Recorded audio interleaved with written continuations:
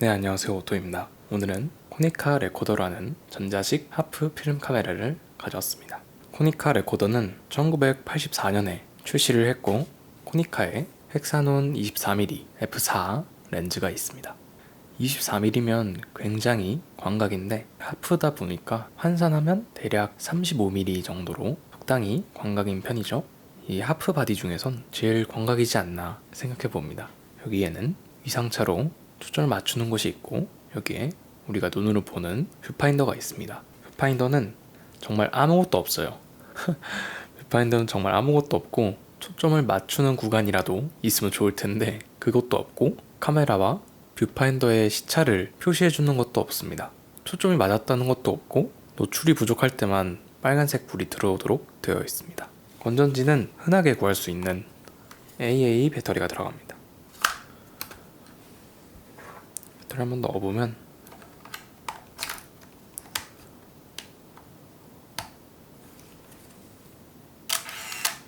이렇게 전원을 켜는 버튼이 없고, 그냥 이 상태에서 만약 사진 찍고 싶다 하면은 열어서 이렇게 찍으면 됩니다.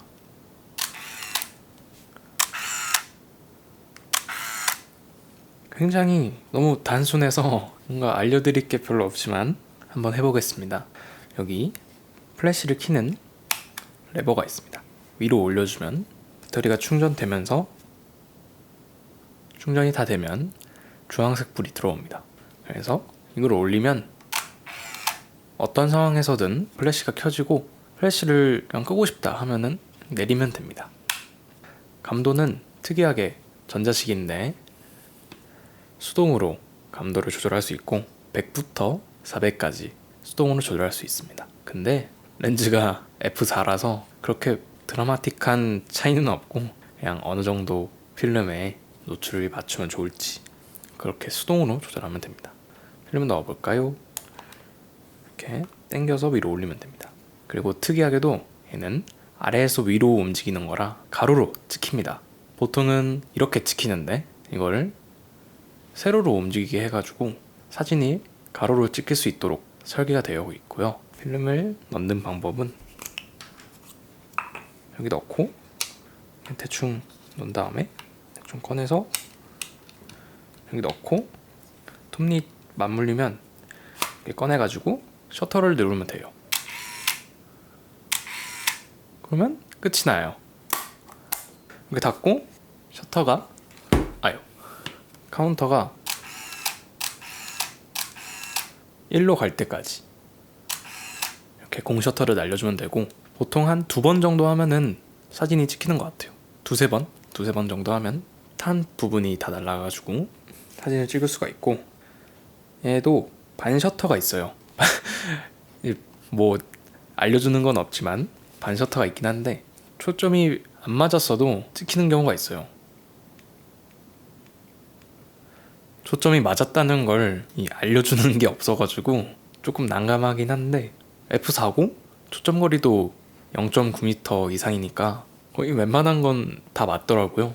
안 맞으면 더 이상한 거죠. 너무 가까이서 찍거나 1m 이상이 있는 건 다 맞고, 이게 맞는다고, 초점이 맞다고 표현하기가 좀 애매한 게, 얘가 초점을 맞췄는지 안 맞췄는지 모르겠어요. 그냥 F4니까 대충 다 맞다. 대충 다 맞다. 그래가지고 그냥 막 찍으면 된다. 막 찍어요. 근데 찍으면서 몇 가지 문제가 좀 있는데, 가장 큰 문제는 이 뷰파인더와 렌즈가 거리가 꽤나 멀어가지고 내가 만약에 이거를 찍어요. 이걸 찍는데 뷰파인더로 내가 가운데 맞췄어요. 가운데 맞춰도 카메라는 오른쪽에 있다 보니까 살짝 이 피사체가 왼쪽으로 쏠리는 그런, 카메라의 시차 때문에 발생하는, 뭐라 해야 되지? 카메라의 시차 때문에 이 피사체가 왼쪽으로 쏠리게 되는데, 그거를 좀 극복하려면 내가 피사체를 가운데 맞추고 살짝 오른쪽을 봐야 피사체가 가운데로 잘 맞더라고요. 그리고 근데 이거 뷰파인더를 보면 살짝 카메라와 시차를 극복하기 위해 뷰파인더가 살짝 이쪽으로 이렇게 휘어 있어요. 그래가지고 대충 맞겠다 싶었는데 왼쪽으로 간 게 더 많더라고요. 가운데 안 맞고. 그래가지고 내가 수동으로 이 위치를 보정해줘야 된다. 그게 첫 번째 문제가 있고, 두 번째는 이 렌즈가 광각인데 주변부 왜곡이 정말 심해요. 그래가지고 딱 사진을 받자마자 보면은 주변부가 굉장히 왜곡이 심해가지고 라이트룸 켜야 되나 할 정도로 왜곡이 엄청 심하고, 왜곡만 좀 감안하고 가운데 두고 찍으면 다 잘 나오는 것 같아요. 그리고 특이한 게 또 있는데, 셔터를 누르고 손을 떼기 직전까지 장전이 안 되는데요.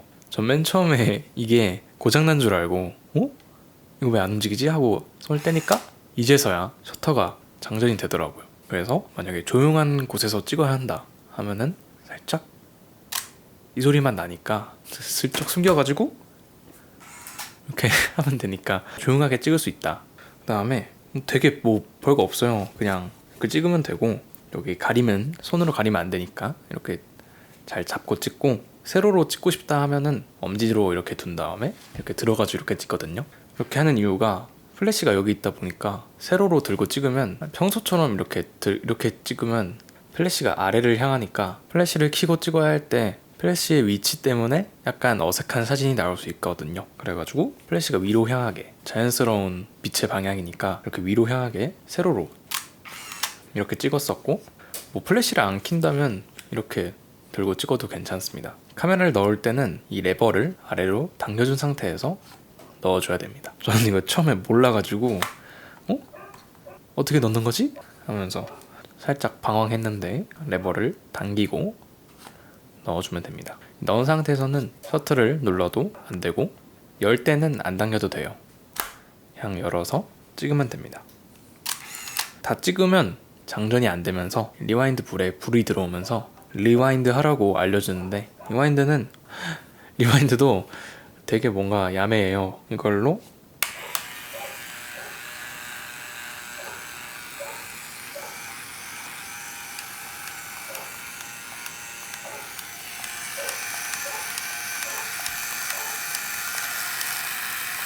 이렇게 제가 끄기 전까지 계속 돌아가거든요. 그래서 리와인드가 다 되고 소리가 달라졌으면 이렇게 끄면 됩니다.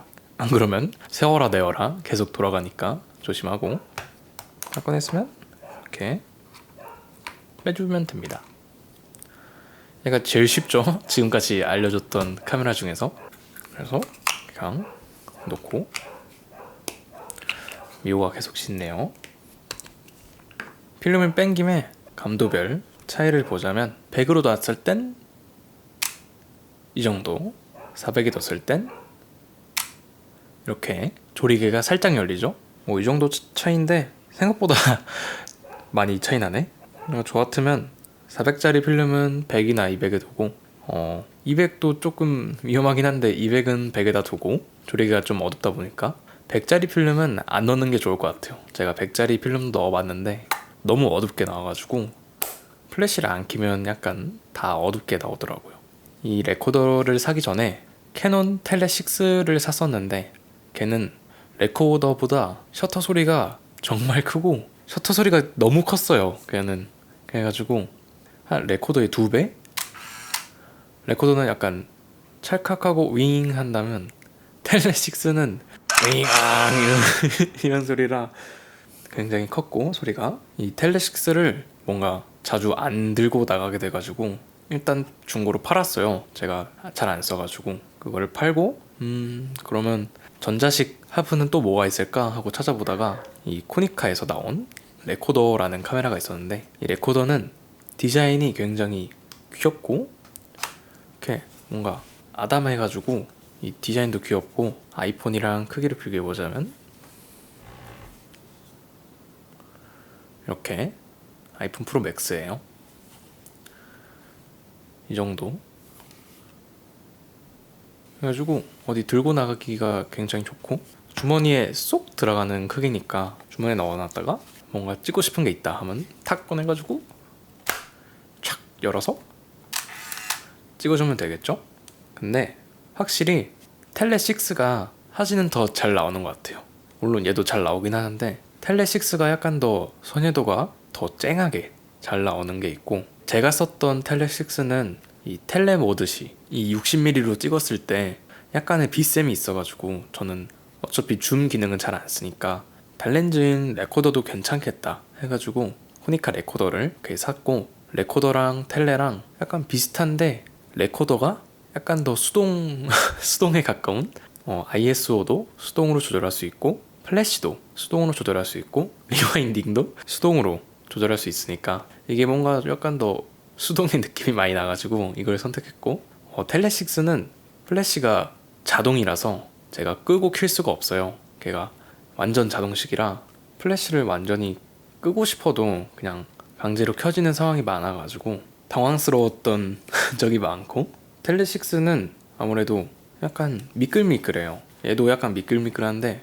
텔레6는 안 미끌미끌해 보이는데 미끌미끌해서 약간 들고 다니기가 조금 힘들었고, 얘는 좀 얇기라도 하니까 잡기가 좀 편하거든요. 여기 엄지도 잡아주는 그립이 있고, 그다음에 얘는 사각형이라서 어디에 넣기도 좋고 보관하기도 좋은데, 텔레6는 약간 길쭉하고 여기가 동그란 느낌이라 어디 넣고 다니기가 조금 애매해요. 주머니가 대부분 사각형으로 생겼으니까. 텔레6보단 선예도가 떨어지지만 이런저런 편의성이나 이런 기능을 수동으로 조절할 수 있는 게 저는 더 마음에 들어가지고 레코더가 좀 더 마음에 들고, 디자인도 텔레는 뭔가 그냥 대충 카메라다 싶은 디자인인데 레코더는 뭔가 딱 봐도 이거 레코더다, 길 가다가 모르는 사람이 봐도 저거 레코더네 하면서 알아볼 수 있는 그런 레코더만의 이런 디자인이다 보니까 뭔가 하나쯤은 갖고 싶게 되는 그런 디자인이고, 결과물을 보자면 생각보다 결과물이 특유의 느낌이 있는 것 같아요. 나쁜 느낌은 아닌데 필름 특유의 자글자글하고 약간 필름 감성이라고 말하는 그런 감성이 이 카메라로 찍었을 때 더 많이 나타나는 것 같고, 가볍고 작다 보니까 뭔가 일상에서 더 자주 들고 나가게 되고, 사용법도 굉장히 단순하니까 어렵지 않아서 찍기도 좋고, 이 레코더로 찍은 거는 다 뭔가 정말 잘 나온다 라기보다는 분위기 있게 이 레코더만의 분위기가 잘 묻어 나오는 것 같아요. 어떤 필름을 쓰든. 이 조리개가 좀 어두워서 그런 것도 있고, 조리개가 F4라서 좀 어둡고 쨍한 느낌, 쨍하긴 한데 그렇게 막 쨍하진 않고 적당히 쨍한, 그냥 적당해요. 사진이 다 적당히 분위기 있고 적당히 어두워서 그렇게 막 완전 어둡게 나오는 사진들은 별로 없었거든요. 이 사진들을 보면 딱 알 수 있듯이 이 가운데 구도를 잡기가 조금 어려워요. 만약에 내가 이 뷰파인더를 보고 구도를 잡아도 약간 이상하게 이 구도가 잡혀가지고 소실점이 약간 틀어지는 이런 사진들이 나올 수 있고, 주변부 왜곡이 진짜 심해요. 보면은 여기서 이렇게까지 멀어진다고 하면서. 근데 굉장히 느낌은 나쁘지 않아요. 그냥 괜찮네, 괜찮게 나오네 이 정도. 이렇게 막 나빠 이런 사진이 아니다 보니까 그냥 대충 찍기 좋은 카메라고, 이걸로 막 열심히 찍어봐도 그냥 전자식이고 조리개도 좀 어둡고 그러다 보니까 이렇게 막 환상적인 사진은 찍기가 어렵거든요. 전자식이다 보니까. 전자식 똑딱이가 대부분 다 그래요.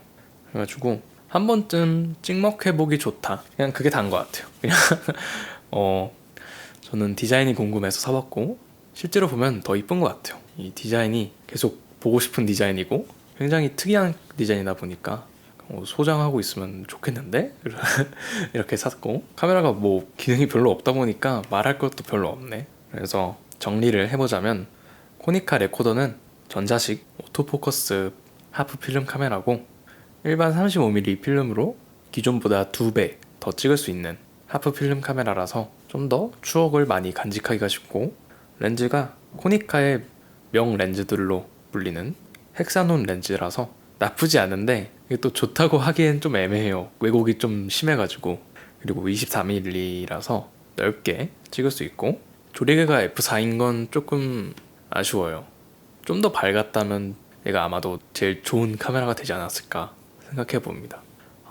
진짜 디자인 마음에 드는데 렌즈를 좀만 더 잘 만들었다면 좋았을 텐데 라고 생각을 하게 되는 카메라고, 반셔터가 있어서 초점을 맞춘 다음에 이리저리 구도를 변경할 수가 있고, 너무 어두울 땐 이렇게 불이 들어와가지고 셔터가 느리거나 빛이 부족해서 너 플래시를 켜야 된다 알려주는 불빛이 이렇게 나오고, 초점을 맞았다는 빛은 없어요.